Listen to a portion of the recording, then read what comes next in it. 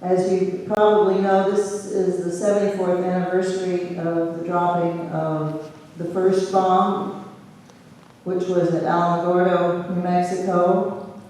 3 days ago was the 74th anniversary of that. And August 6th in Japan, August 5th here in the United States. It was dropped on Hiroshima, August 9th in Japan, on Nagasaki. I've been there, and it's remarkable how they have recovered, and it's remarkable how warm and welcoming the people are, considering what we did. Of course, the Japanese did some pretty bad stuff too, so I suppose it all washes out. However, the Japanese have suffered a lot more because of Fukushima as well. And they have suffered from the fact that their government is not very fond of Article 9 of their Constitution, which declares that Japan shall not engage in war or preparing for war. But the United States is taking care of that by putting all those military bases all over the islands and using Japan as their gateway to Asia. So it was mentioned that I was in front of the White House for 18 years, and I think it would be a good idea for me to explain how and why I ended up being in front of the White House for 18 years. I was born here in California. I was born in Brooklyn, but I was raised here in California. By the time I was 6 months old, we were living in Southern California, in Palos Verdes, and when I was a teenager, we moved to Marin County. And I remember going to kindergarten in first grade and being taught to crawl under our desks when the bell rang, duck and cover. And I asked the teacher why we were doing it. And she said, to protect you from flying glass if the bomb drops. Well, I had seen the photograph on the cover of Life magazine of Hiroshima and the pictures of the people who were killed and the survivors on the inside pages. And so even at 6 years old, 5 years old, whatever I was, it didn't make any sense to me. And it never made any sense to me. And the more I heard about the Cold War and all this blustering and so forth, it got scarier and scarier. I remember when my daughter was born, I used to sit by her crib and cry, thinking about what could happen to her if they actually did go to war. And I feel the same way now, because it's just as dangerous now, maybe more so. But I also feel hope, because I've met a lot of people that really do care about this issue. I think that most people care about the issue, it's just that most people don't think that there's anything they can do about it. But now we actually do have something that we can do about it. We have the UN Treaty on the Prohibition of Nuclear Weapons that was approved by 122 countries in 2017. And we have Women's International League for Peace and Freedom that is circulating a petition asking that, for the Senate, asking that the United States Senate ratify the UN Treaty on the Prohibition of Nuclear Weapons. We've got this, the wide treaty back there is the one to the Senate. And we also have the narrow treaty is a petition to the House that I'll explain more to you about. And and also in Japan, the atomic bomb survivors have issued a petition that has been circulated all over the world, and in the past few years they have gotten over 9 million signatures. And one of the things that we're doing when we go to Japan is to meet with the representatives and some of the actual survivors and giving them the 8,000 signatures, not very many, but we're still pretty proud of them because they're all gathered by WILPF members at meetings like this. And I'm asking you, I'm begging you, not only to go back there and sign both the Senate and the House petition, but also to take one of each and make copies of it and spread it around. And there's an address at the bottom where you can send them, and they will get somewhere. And if you want more information, put your email address there so we can read it. And be sure when you sign it that you put your zip code so that we can identify who your representative is and let them know. So this is the website. Oh, I didn't finish telling about how I got in front of the White House, did I? Yeah. Well, years after worrying about my children, I was working in Minnesota and in the Twin Cities, and I was driving under a bridge on the freeway where there was a banner during the nuclear freeze campaign that was hung by Women Against Military Madness. And it was calling for anti-nuclear weapons. And then I noticed that there was going to be a rally in the stadium, and Senator Durenberger was going to be there to talk about getting rid of nuclear weapons. So I went to that, and you've seen stadiums. Well, there were about 80 or 100 people there, so it looked pretty pathetic. And I thought, what am I doing here in Minnesota? I need to go to Washington, D.C. That's where the decisions are made. I think it's time to get out there and say something to these people. So I did. And I went to work for the National Wildlife Federation. And I was the assistant to the CEO. And in the winter of 1984, the Federation shareholders meeting issued a resolution calling on President Reagan to abolish nuclear weapons. Really good idea. And right after that, I was walking from work, which was on 16th Street, north of the White House, down to meet somebody for dinner, and I walked through Lafayette Park, and I noticed that there were some very large signs there. One of them was a sign that said, "Mr. President, why don't you come out with the forced homeless?" And when I moved to D.C., that was when I first noticed homeless people. I'm shocked and embarrassed to say. And so I was writing a play about homeless people. And that sign drew me in, and there was a little woman lying next to it. And then on the other side of her was this enormous sign that was a mushroom cloud that said, "Revelation, this need not be our end." And I'm a hopeful person. I was born that way. I think that was why I was born, was to be hopeful. And so it really excited me. And I stopped to talk to this woman, and it was a cold night in March, and asked her how long she'd been there. She said 3 years, day and night. Oh my God. And I said, "Do you do this alone?" She said, "No, I have a friend. He's a philosopher. His name is Thomas."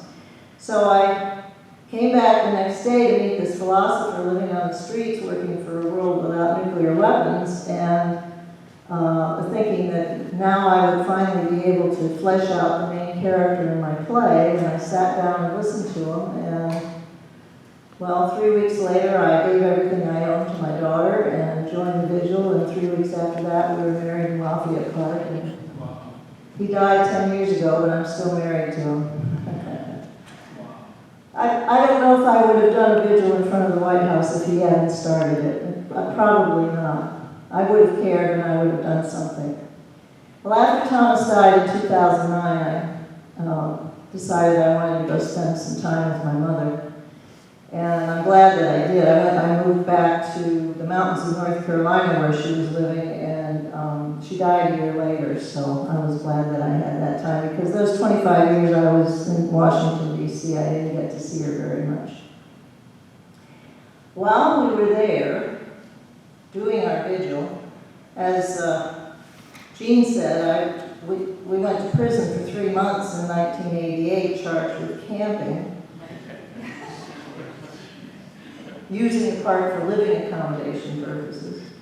It looks a little more like it's a living accommodation these days. There are other people who are keeping the vigil going now, and they've got a tent that Concepcion was the name of the woman who was lying between the two signs, and she died a couple of years ago, and some other folks have taken over. And but she was 80 years old when she died, and had been out there since 1981. And so, in respect for her and her hard work, they finally tolerated the fact that she had a mound of plastic over her stuff in between the two signs, and they allowed the people there to do it too. But those people have to move. If anybody comes through down Pennsylvania Avenue, they have to leave the park, and then they have to wait to come back in again, and they better not come back in again, because then the signs will be taken away, and if the signs are taken away, that they're told that they won't be able to bring them back. So it's always a struggle to keep the vigil going, and if you ever go to Washington, D.C., I urge you to go down there, and Filipos, who's the main character, he's a diabetic and a vegetarian, so if you want to take him a treat, I'm sure he'd appreciate it. And give him a break, too. So in 1990, a fellow came to the park. We had been circulating a petition for nuclear weapons abolition for a number of years, and taking copies of it up, or taking it up to Capitol Hill and asking for this to be introduced as a bill, and got nowhere, and it didn't get any answers from anybody. And so a fellow came to the park, Joe Vigil, who had been in Arizona, and he was there when the Impeach Meekum campaign went on, and he said, you guys need to have a voter initiative, because they're not going to pay any attention to you unless they know that the voters are interested in what you're asking for. So we did. We launched one in 90. And then President Bush 1 decided to invade Iraq, so that was interrupted. We canceled that particular initiative and beat on drums for 40 days and 40 nights. And at the end of that particular campaign, then we started again. And in 1993, we had Voter Initiative 37, asking our Congresswoman to introduce legislation to ask for a constitutional amendment to abolish nuclear weapons and to use the money instead for human needs. And we won the election, even though the media either ignored it or scoffed at it. When the people came out of the voting booths, they said, how could you vote against it? And so as a result, we went to Eleanor Holmes Norton, who was a new congresswoman at the time, and we asked her if she would introduce it as a constitutional amendment. She said she wouldn't do that because she would be the laughing stock of her colleagues, but she would introduce it as a bill. And she did, and has, every session since 1994. In the beginning, it was called the Nuclear Weapons Abolition and Economic Conversion Act. And that was but then later it became the Economic and Energy Conversion Act, because it became apparent that so long as we have nuclear power plants, we're going to have the risk of nuclear weapons, because nuclear power plants make weapons-grade uranium and plutonium as a byproduct of making power, which is a very expensive way to heat water. And so we rewrote the bill, and this last session, this session, I should say, Eleanor Holmes Norton has rewritten it again so that it reflects the UN Treaty on the Prohibition of Nuclear Weapons. And I would like to read this to you. There is a flyer back there that, let me see what it looks like. The flyer back there that looks like this, and it has on the back of it the text of HR 2419 in 2019. And what it basically says is the United States government shall provide leadership by signing and ratifying the United Nations Treaty on the Prohibition of Nuclear Weapons or any other international agreement that provides for the dismantlement and elimination of all nuclear weapons in every country under strict and effective international control, and redirect resources that are currently being used for nuclear weapons programs to use in converting all nuclear weapons industries and in retraining employees to shift to a constructive, ecologically beneficial peace economy, which includes control of all fissile material and radioactive waste, and in addressing human and infrastructure needs, including development and deployment of sustainable, carbon-free and nuclear-free energy sources, healthcare, housing, education, agriculture, and environmental restoration, and actively promote policies to induce all countries to join in these commitments. And it goes into effect when the President certifies to Congress that all countries possessing nuclear weapons have begun the elimination under international law.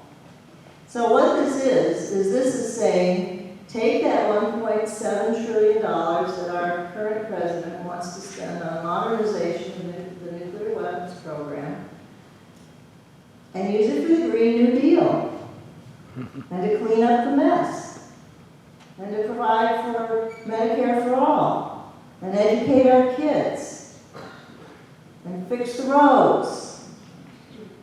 And you can come up with some ideas. What can we spend it on? So, housing. yeah.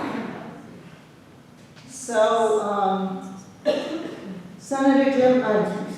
Representative Jim McGovern has signed on to the bill immediately, the day it was introduced on April 30th.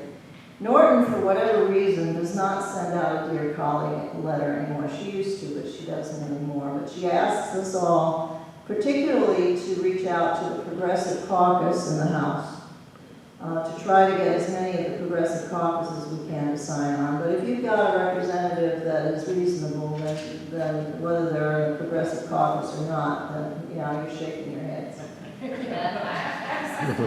Well, maybe you need to ask them anyway, just to let them know that it's something you care about, And talk to them individually, person to person, if you can. I know they want to shuffle you off to the staff. And go ahead and talk to the staff, because the staff has to pass it along. But you have to understand that when the staff passes it along, their prejudices are involved as well. And I have always found that you get a lot better results when you speak face-to-face to the legislators. And in the Senate, we really need help getting it introduced into the Senate. We've been visiting various and sundry legislators for the last few days. I've got a list of them here. Doris Matsui and John Garamendi in Sacramento and Davis, Zoe Loftman in San Jose, Rocana in Santa Clara, Anna Escher in Palo Alto, Jackie Spear in San Mateo, and Jim Costa in Fresno, and also Dianne Feinstein's office today, the first senator's office that we've been to. And none of the legislators were there. We just spoke to the staff because they're all in D.C. right now. However, they're going to be home in August. And if you get in touch with their staff and ask them for a meeting, and I think Jean would be happy to work with you on this, right, Jean? Yeah. And confront them. If they have a town meeting, go there. And ask some questions, ask some hard questions. And speaking of that, I have here somewhere a half sheet that you can get in the back. There it is. No. Well, anyway, it's 3 questions you can ask candidates, presidential and congressional candidates. Number 1, Will you support Eleanor Holmes Norton's Nuclear Weapons Abolition and Economic and Energy Conversion Act? This would provide the funding and direction for the Green New Deal. Number 2, if you become president, will you sign the UN Treaty on the Prohibition of Nuclear Weapons? And as a congressional leader, will you sign the congressional pledge supporting this treaty, which is, you can get at the nuclearban.us website, which was where Alan was reading the dangers of nuclear weapons from. So we need to get answers from these people on this, and publicly get answers. So an election year is a great time to do it. So I urge you to look for opportunities to do that. Another one of our flyers back there tells you about WILPF Disarm and our programs and what it is that we're working on. I want to apologize. We had it copied and didn't realize until after they'd already made 100 of them that it cut off some of the wording on the side. So we did make sure that you can read the congressional hotline number, 202-224-3121. Even if you can't read the words, you need to have that. So you can make telephone calls.